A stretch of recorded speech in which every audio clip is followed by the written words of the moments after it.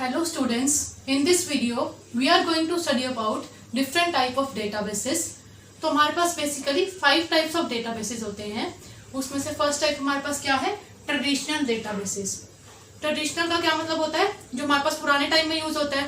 तो ये हमारे पास पुराने टाइम वाले डेटाबेसेस है जहाँ पे हम सिर्फ टेक्स्ट और न्यूमेरिक वैल्यू ही स्टोर कर सकते हैं। मतलब हमारे पास ट्रेडिशनल डेटाबेसेस में हम या तो टेक्सचुअल डेटा सेव कर सकते हैं या फिर हम न्यूमेरिकल डेटा सेव कर सकते हैं। अब सेकेंड टाइप हमारे पास क्या है? Multimedia databases.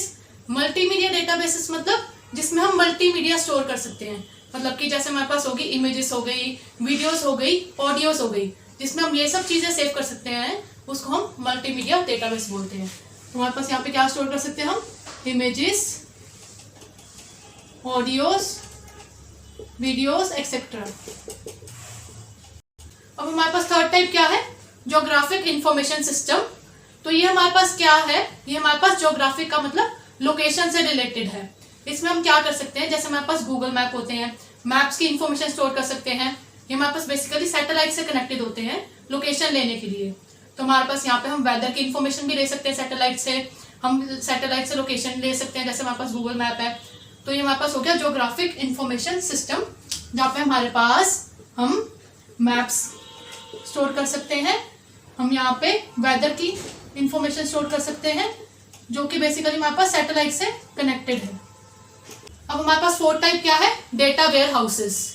Data warehouses का मतलब कि जहाँ पे हमारे पास बहुत ज्यादा बड़े डेटाबेस होते हैं डेटा को स्टोर करने के लिए। वेयर हाउस का क्या मतलब होता है? कि बहुत ज्यादा बड़ी स्पेस हमारे पास। तो जब हमारे पास बहुत ज्यादा डेटा होता है, उसको हमने स्टोर करना होता है, we can store it in data warehouses. ये हमारे पास एक अलग ही सब्जेक्ट है, डेटा वेयर हाउसेस। तो हमारे पास ये बेसिकली क्या है? Very large databases. अब हमारे पास लास्ट क्या है? OLAP, जिसको कि हम बोलते हैं ऑनलाइन एनालिटिकल प्रोसेसिंग। ये भी हमारे पास बहुत ज्यादा बड़े डेटाबेसेस में ही काम आता है। ये हमारे पास बेसिकली कॉम्प्लेक्स जो हमारे पास डेटाबेस होते हैं उसकी क्वेरीज को सॉल्व करने के लिए होता है। कॉम्प्लेक्स डेटाबेस क्वेरीज को सॉल्व करने के लिए हम ऑनलाइन एनालिटिकल प्रोसेसिंग यूज करते हैं। ये हमारे पास डिसीजन मेकिंग के लिए काम आता है। ये भी हमारे पास एडवांस टाइप है। तो ये हमारे पास बेसिकली डिसीजन मेकिंग के लिए काम आता है। So students, if you have any doubt in this video तो आप नीचे कमेंट्स कर सकते हो। Thank you.